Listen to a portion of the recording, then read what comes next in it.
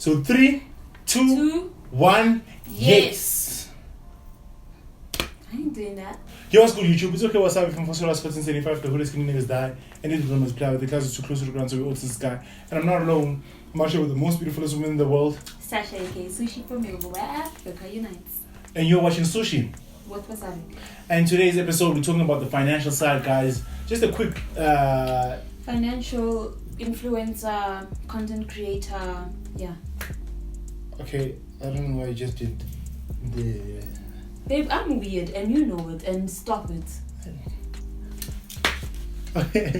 Anyway, guys, yeah, man. We want to talk about some of the financial side of YouTube, the financial side of influencing and stuff like that. That's why that was needed. All the backside, the sides I hate. I hate the no, not really. The business side. I don't like it. No, but then I want money. This is not really about that. It's just everything as a whole. Yeah. It's everything is not only money but everything else that comes with it. First off, me guys, let me just tell you, I hate the business side of content creation of all of this. I hate it. I hate discussing money. I hate sending out quotes and invoices and I hate it all. I hate it all. I just like being in front of the camera, being behind the camera. You're basically a content creator. And just I need money to buy new equipment all the time and stuff like that. Yeah, but then you don't want to send an invoice. Yeah, it's boring, babe. It's so boring. It's boring. But the fact of the matter is, eventually you have to do it. Thinking about what to charge a brand or a person is one of the scariest. I feel like you're already answering the questions that I want to ask you. You can ask them, but I'm just saying, as a prelude, like charging a brand or something like that is one of the most boringest and scariest things because you don't want to undercharge or you want to overcharge. But yeah, it's all boring, dog. It's all boring. So it's basically a Q&A format where we'll talk about our experiences in one of the words I hate the most in this influencer. Yeah, no. Yeah, you'll see because I'll ask you some questions that if you really let's just get there so that you can understand because the word influencer also for me makes me cringe a little bit too. So yeah. Because I feel like I always say to you, babe, if I was an influencer for real, what would have happened? Rice Krispies would have been back. Rice Krispies would have been back. No one would have been eating avocado. No one would be eating avocado. I don't know, and acha. But people are still eating acha, guys. Eh? Well, most of you guys that watch this video eat acha. And you call me an influencer. Most of you guys eat avocado. And you call and Kellogg's still hasn't brought back original Rice Krispies. So who am I influencing? Exactly, that guys? I know. There's no influencing I'm doing. Because what matters is not being influenced. It's not happening in the world. There is no change, guys. Nothing is changed. People are still eating avocados. Yeah. For what? Eh? For what? Yeah. Can I start asking You can start, yeah. Okay, first question. Yeah. Why do you consider yourself a YouTuber, content creator, or an influencer? A creative genius. We had an argument about this, but yeah. A creative genius. Please explain to us why you're a creative genius. Okay, Wasabi. I just like making stuff happen. So why are you a genius at it? Because I feel like no one does it like me. You know, a lot of people might think this is tooting your own horn, but that's because good though. No, that's because people haven't seen what I'm capable of yet. I feel like everything I've done before doesn't hold a candle to what I will do in my career. Which is great. Yeah, but as for influencer, I'm not an influencer. Maybe content creators a dope name. YouTuber's a dope name. But yeah. Also, you're a YouTuber / content creator / creative genius. Okay, / creative genius. Yeah. Okay. So in your CV, it's written creative genius in the CV. Yeah. Okay. So like when I'm in an interview, so you've been you've been genius creating for how long? 10 years and stuff like that. I think I started when I was 15, but you know, so it's in my CV, babe, for real. Do you feel like it's going to be a long-term career? Do you feel like as a creative genius or a content creator, or like do you think your YouTube life will be as a career, will turn into a career? Babe, or your creative genius. I dropped out of university twice.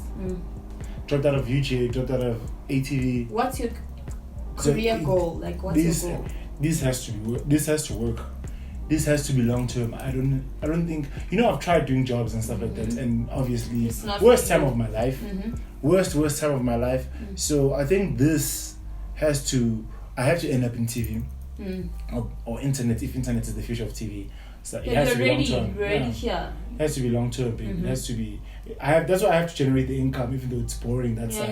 Yeah, that side of planning the income. But I feel like it has to be a long term thing. Very huge. Yeah, and one of my number one goals, babe, wasn't to thrive on the internet, even though the internet is dope, but it's to thrive on traditional media, which is television and stuff like that, which is something I still want to attack, but I feel like why not attack both at the end of the day? Yeah, that's true. Yeah, get all the bags. It's just my it's not much about the bags. I know. It's more about I'm creating just saying content at a genius level. Yes. And changing and being one of the greatest Southern has ever seen. I want to be one of the greatest. So you want to create content on TV?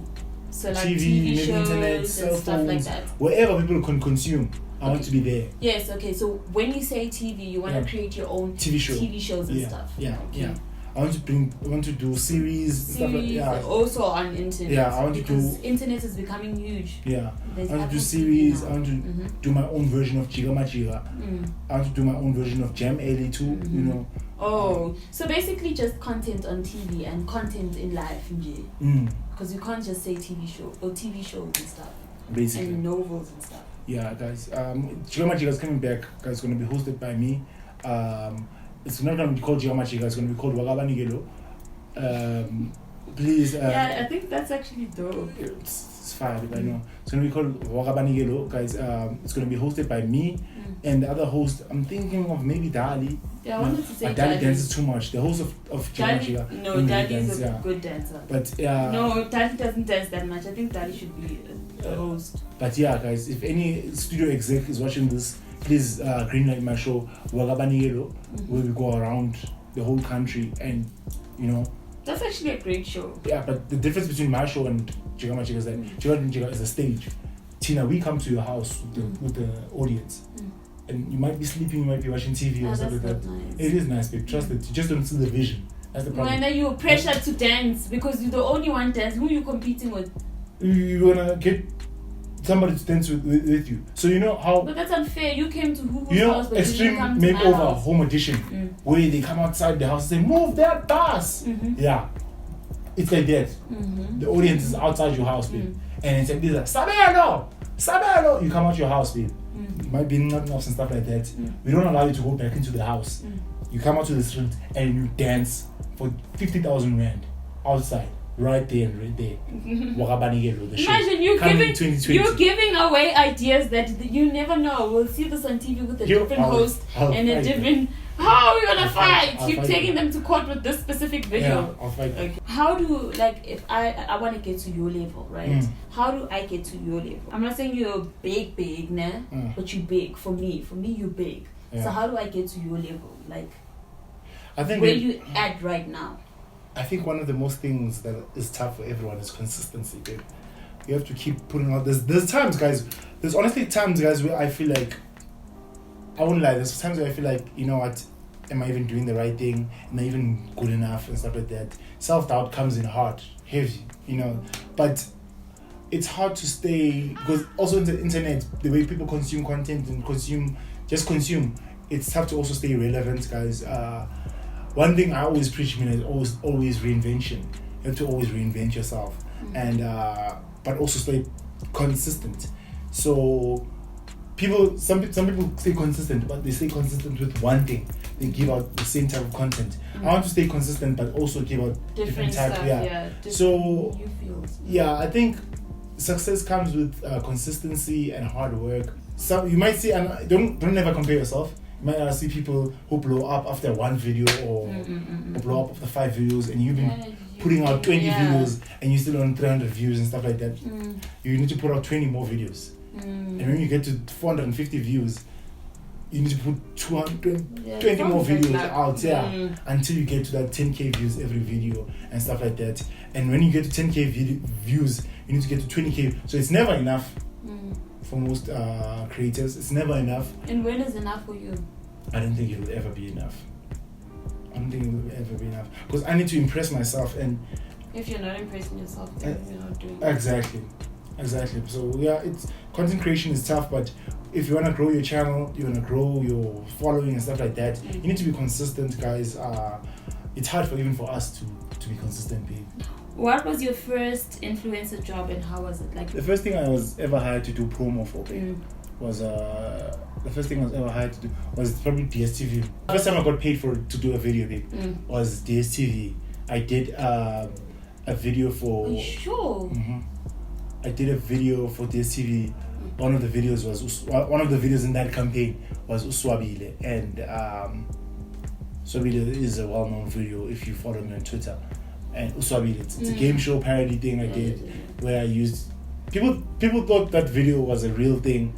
I went around Bram asking people questions and stuff like that. Well, it was just a skit. I wrote that skit, and I posted it out as a promo.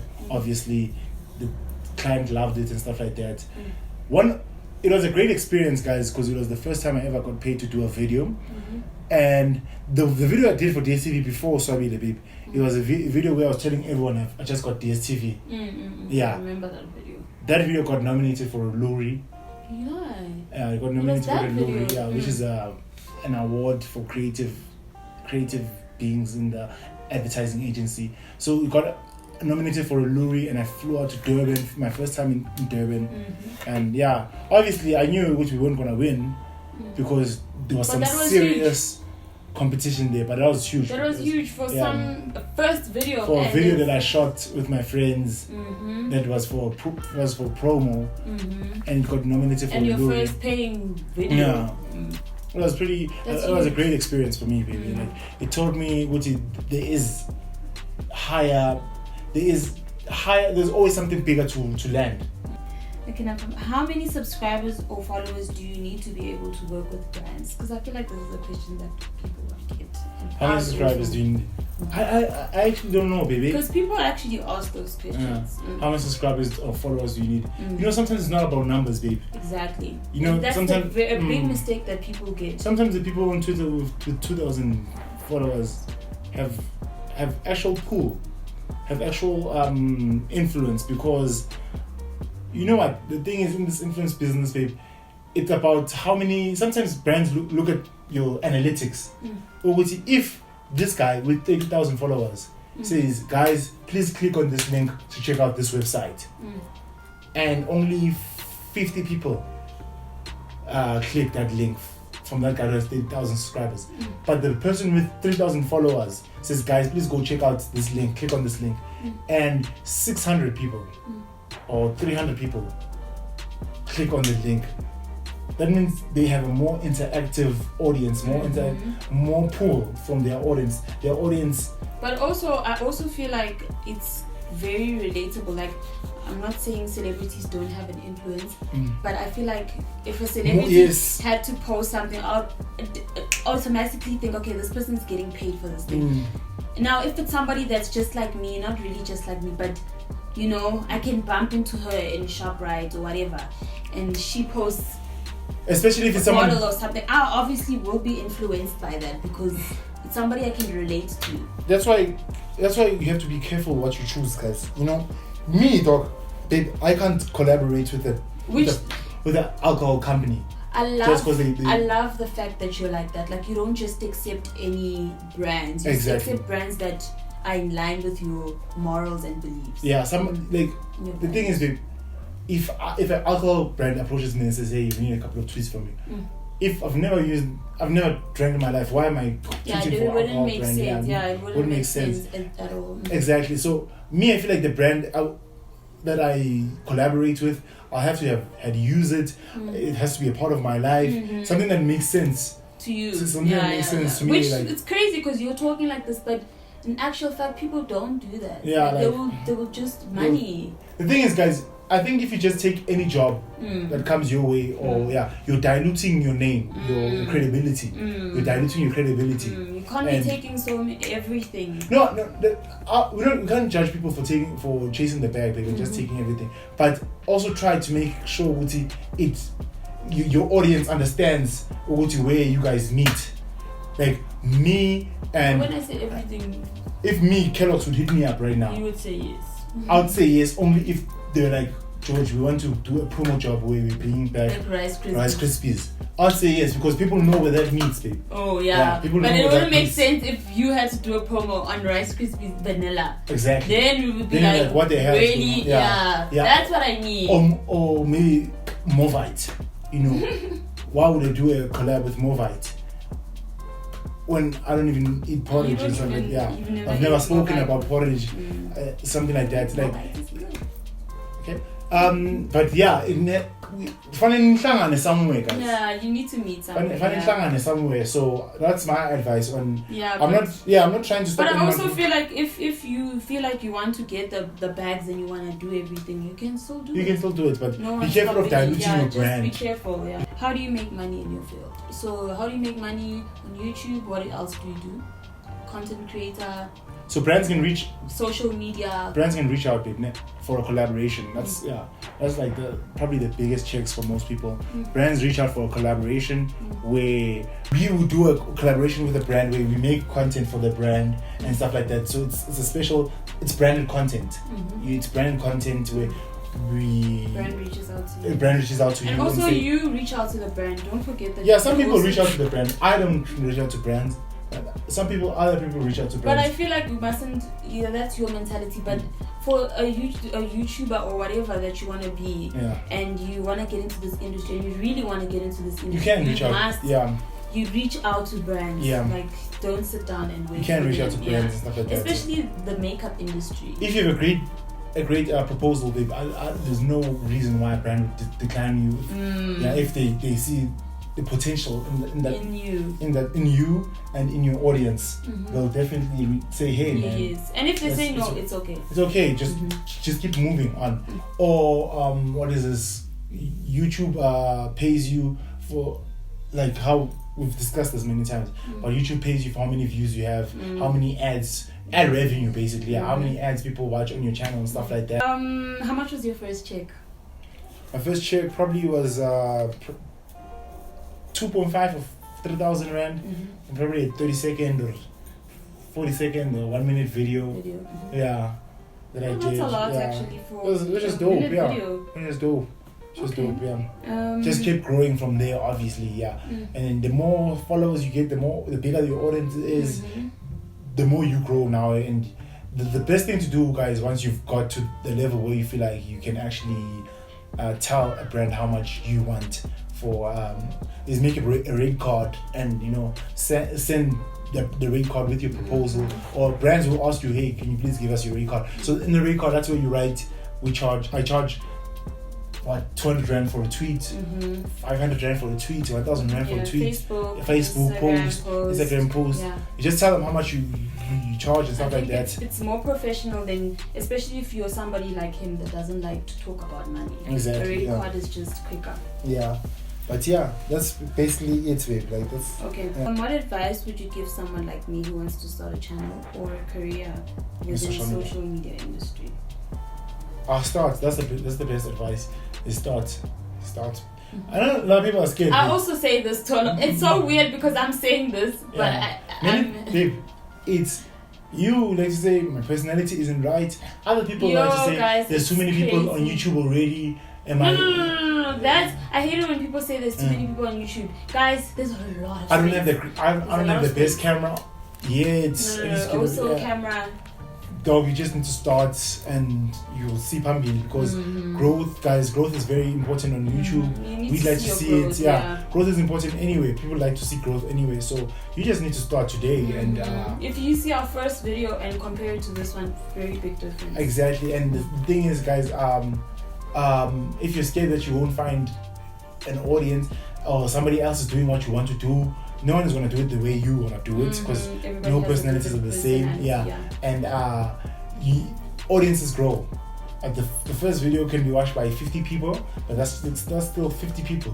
That's a lot of people. 50 people in one room. You'll see how many people that is. But yeah, grow your niche market. 50 turns into 100, 100 turns into 200, 200 turns into And also realize that not everyone's going to relate to you, but there's going to be a specific group that will relate to you. And that group is going to grow. That group will grow. Yeah, definitely. So now my one advice, baby, is to start, and I would recommend you not just to get onto this thing because you see the financial potential of getting money, because that's not why we started. That's not why we started. Yeah. You can do it if you want to do this thing as a business. It's cool. I'm not saying don't do it, but especially why? Because it will hurt you. Like if you sometimes you will not get money. That money. There will be months where you're not gonna get money, or you're not gonna get, especially because if you're money driven, you want views. You're not gonna get those views. So you may get the collaboration first month, or you may get them views first month. Can happen, but at the same time, I recommend not doing it for the money. Because definitely. If I have to start a channel, I definitely will do it with love, because of what. It's just sharing your interest, man. Creating something you're passionate about. So man, just started. Do it for something you're passionate about. Grow, always look to better yourself. Always invest back in yourself. If you do happen to get that check from YouTube, spend some of it on the channel. Get a light. Get a mic. Invest back in yourself. Invest back into the channel. Grow, keep growing. Keep growing. That's pretty much it. Okay, thank you. Yeah, guys, that's basically what we wanted to share with you guys. The Q&As, the questions that Sasha got, the Q&As that we got from you guys. So we hope that answered some of your questions that you might have. Comments below, and we'll answer some of them on the comment section. If you have any other questions about the industry and stuff like that, and YouTube, and we'll try our best to answer it. But my name has been Wasabi from Fostola Sports in 75. The whole screen is there, and the multiplier with the clouds too close to ground, so also the sky. And I was in a room, I was out here with Sasha Gay, Sushi from Yoga Africa United, the most beautiful woman in the world, and you were watching Sushi with Wasabi. Till again next week.